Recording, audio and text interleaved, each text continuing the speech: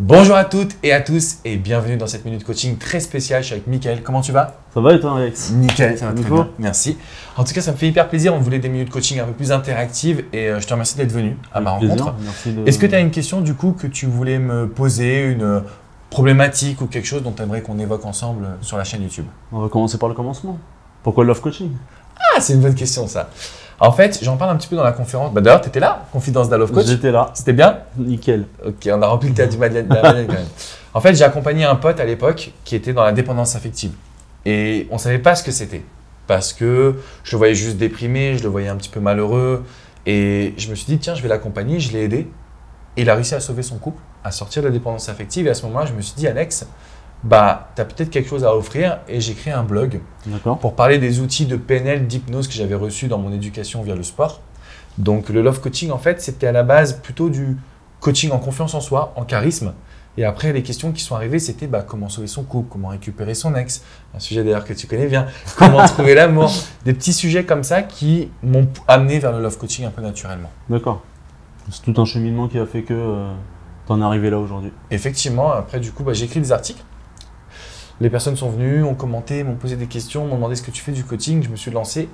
Et depuis, en fait, ça fait 2 ans maintenant que je fais ça et je ne me vois pas faire autre chose. Pas autre chose? Rien du tout. Épanoui? Franchement, c'est pas toujours facile parce qu'on voit quand même des situations qui sont pas toujours heureuses. Bien sûr. Mais c'est un métier que je changerais pour rien au monde. Là, je vais juste faire une petite bascule pour aller plus vers des ateliers parce que je me suis aperçu que quand on se rencontre en face à face, il y a vraiment quelque chose qui peut se créer, il y a vraiment un déclic qui peut se créer. Donc, je vais un peu mettre le coaching, un peu moins de coaching pour plus d'ateliers, plus d'événements, plus rencontrer les personnes en direct. Très bien, ça me va. Tu as d'autres questions ou pas? Ouais. Alors, avec justement ton activité, donc qui génère beaucoup de responsabilités et tout ce qui va avec, comment tu fais pour gérer ton stress, justement? Alors, c'est une très très bonne question. Je pense que au quotidien, on voit des histoires qui ne sont pas toujours faciles. Et même de parler devant du monde ou de passer à la radio, à la télé, tout ça, ça amène du stress. De mon côté, il y a plusieurs choses. La première chose, c'est forcément le sport. Parce que je pense que c'est trouver un équilibre qui est hyper important. On en parlait un petit peu en off, mais je pense que dormir et récupérer, c'est hyper important pour l'être humain. En tout cas, pour moi, c'est hyper important pour me vider justement de toute cette charge émotionnelle que je peux avoir et du coup du stress. Et le troisième point, on parlait de Tony Robbins ensemble, qui est juste le grand coach, le grand gourou entre guillemets du développement personnel. Je travaille beaucoup sur la visualisation. C'est-à-dire quand je ferme les yeux, pour moi, vraiment, je vais voir ma vie, je vais voir me projeter dans les prochaines années. Et depuis mes débuts, j'ai toujours dit que je voulais devenir le Tony Robbins de l'amour, donc faire des conférences partout dans le monde. Et cette méthode de visualisation me permet en fait de me voir y arriver. Donc, la dose de stress va diminuer au fur et à mesure. Et s'il y a un outil que je dois recommander, pour moi, c'est la visualisation. Je trouve ça hyper puissant. Tu fais bien de parler de ça parce que j'en fais un petit peu aussi. D'accord. Alors moi, c'est plus du jour au lendemain, c'est-à-dire je vais noter un petit peu ce que je dois faire le lendemain, je me visualise. Et déjà, le lendemain, je sais par où commencer, je vois plus ou moins comment va se dérouler ma journée. Et c'est vrai que ça aide. Alors, c'est super ce que tu viens de dire, parce que moi, c'est vrai que je parlais de la visualisation à moyen long terme, mais en fait, quand on regarde ce qui va se passer demain, moi, je me suis vraiment aperçu que dès le matin, j'avais un autre mindset. C'est-à-dire que si je ne le fais pas, je vais me lever, je vais dire « faut que je fasse ci, il faut que je fasse ça », alors que quand je le réalise, je me lève, j'ai le sourire, j'ai la banane. Est-ce que toi, ça te fait la même chose ou pas? Ouais, pareil. C'est-à-dire vraiment, tu te sens… ça te motive à sortir du lit. Donc la visualisation, effectivement, c'est un point qui est hyper important, je pense. On est d'accord. En parlant de Tony Robbins, donc du coup, c'était une question que je voulais te poser aussi. Donc tu veux pas faire autre chose que le love coaching, tu veux avancer dans ça.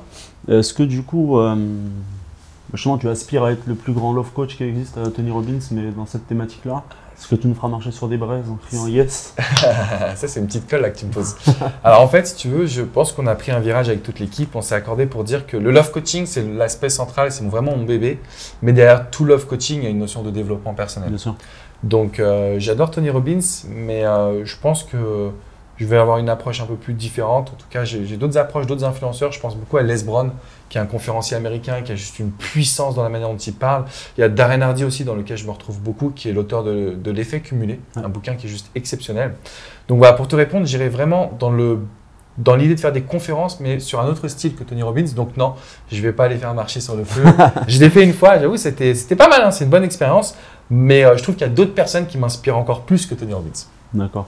Alors il y a une phrase que j'ai lue du coup dans un bouquin, alors c'est les gens attendent qu'une personne les motive à devenir les personnes qu'elles aimeraient être. D'accord. Alors ne me demande pas comment, j'ai vu avec tous tes auditeurs que c'est toi le motivateur. D'accord. Comment est-ce que tu vis ce rôle? Je le vis très bien. En fait, si tu veux, je me suis aperçu d'une chose, c'est que dans notre société, on n'apprend pas à être nous-mêmes. Ouais. Donc en fait, ce qui se passe, c'est qu'on a cette fausse croyance qu'on n'est pas assez bien, qu'on ne peut pas se battre pour ses rêves, qu'on doit vivre pour les autres, que en gros, ce que papa et maman veulent pour nous, d'une certaine manière, c'est le plus important. Et l'idée, en fait, que moi, je me suis aperçu le jour où j'ai perdu mon père, c'est que finalement, en fait, la vie, on peut la voir différemment et on peut vraiment la mener comme on le souhaite. Et je le vis très bien d'être le motivateur parce que le discours que je donne, c'est un discours que j'aurais aimé avoir 10, 15, 20 ou 30 ans plus tôt pour ne pas faire les mêmes erreurs, en fait, finalement. Ouais. Donc, je n'ai pas un discours moralisateur, je ne pense pas être… Enfin, je n'ai pas envie d'avoir un discours où je vous dis quoi faire, mais c'est plutôt vous dire, vraiment, quand vous croyez en vous, d'ailleurs, tout peut changer. On peut avoir ses propres projets, ses propres rêves. Et en fait, combattre les fausses croyances qu'on avait reçues jusqu'à maintenant dans notre esprit. Très bien. En parlant du coup de ton papa, ouais. Donc, du coup, comme c'est une période difficile, j'ai vécu la même chose il y a un peu plus de 3 ans.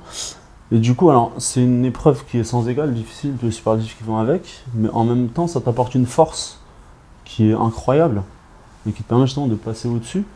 Alors, quel a été ton cheminement pour devenir justement le Alexandre Cormon d'aujourd'hui?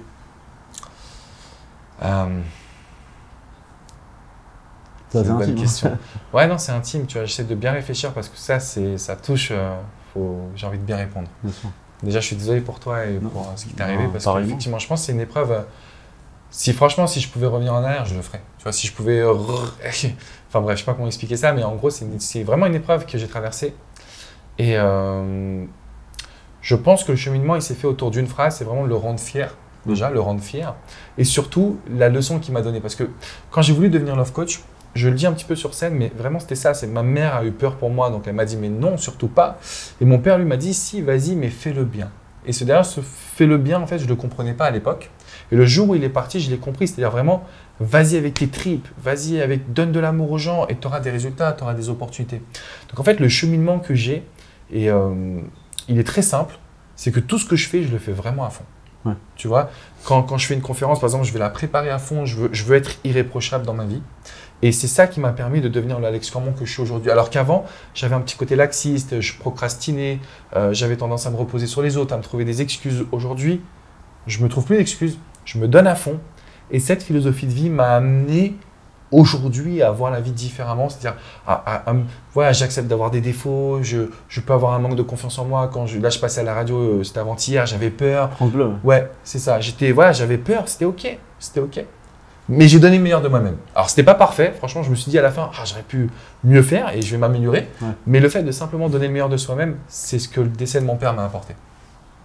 Très bien. Bonne réponse. Ouais. Je ne sais pas s'il y a une bonne réponse là-dessus, mais… c'est vrai que c'est toujours… c'est pas évident. Non. C'est toujours des cheminements différents et tous sensibles différents par rapport à ça. C'est clair. Et… autre question? Ouais. Du coup, par rapport à alors, tout ton investissement entre tes 2 cabinets, Paris et Miami, entre les minutes coaching, tes voyages, tout ce que tu as investi par rapport à ça en termes de temps, comment est-ce que tu en trouves pour toi, justement? Est-ce que tu nous conseilles d'équilibrer nos vies, de faire une action dans chaque, etc., assez régulièrement pour justement pouvoir être équilibré? Comment est-ce que toi, avec tout ton emploi du temps, en fait, tu t'organises pour profiter du moment présent, de tes proches, etc.? Alors, en fait, si tu veux, je pense que…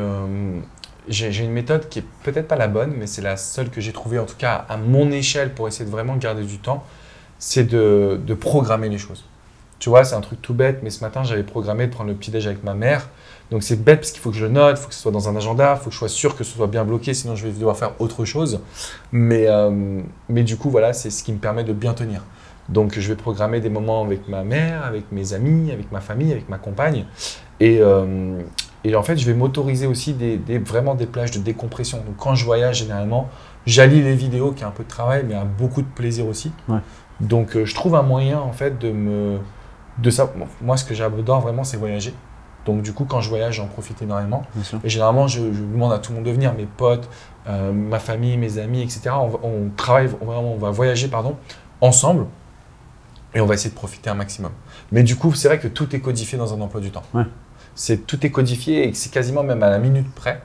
Mais je pense que les gens autour de moi ont accepté que j'ai cet emploi du temps parce qu'ils ont compris que mon métier était très important pour moi.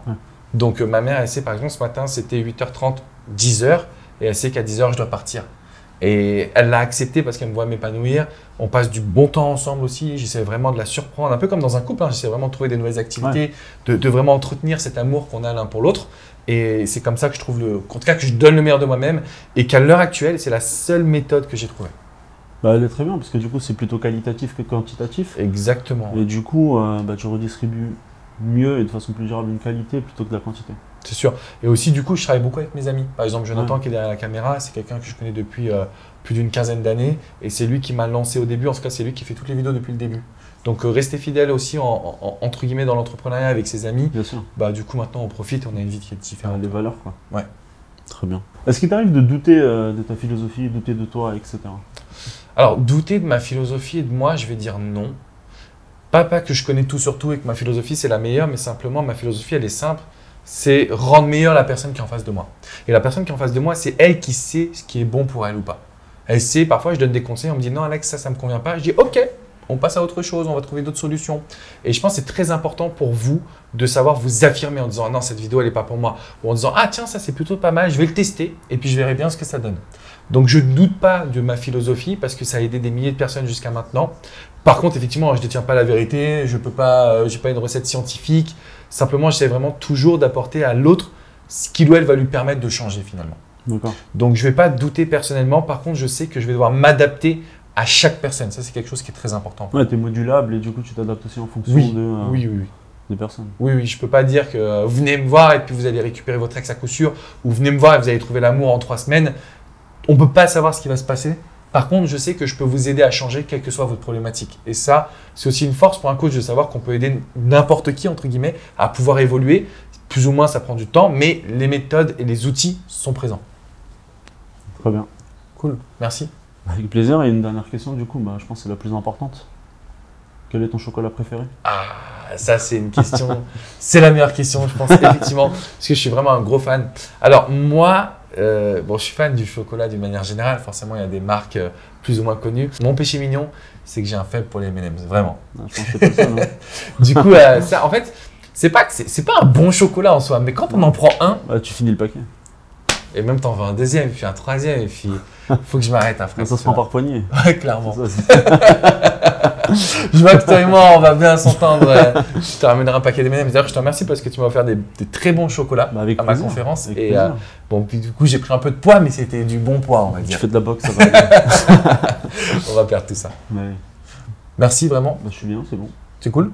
C'est bon pour Merci moi. vraiment, parce que tu vois, tu me permets de parler de moi et que c'est pas forcément une minute coaching très coaching, mais vraiment plus peut-être de ma philosophie, de mes idées. Et de te connaître un peu plus aussi, parce que tu transmets ta philosophie à tout le monde, tu donnes tes conseils, etc. Mais on parle peu de toi en final. Ouais. Donc du coup, c'est un peu l'occasion.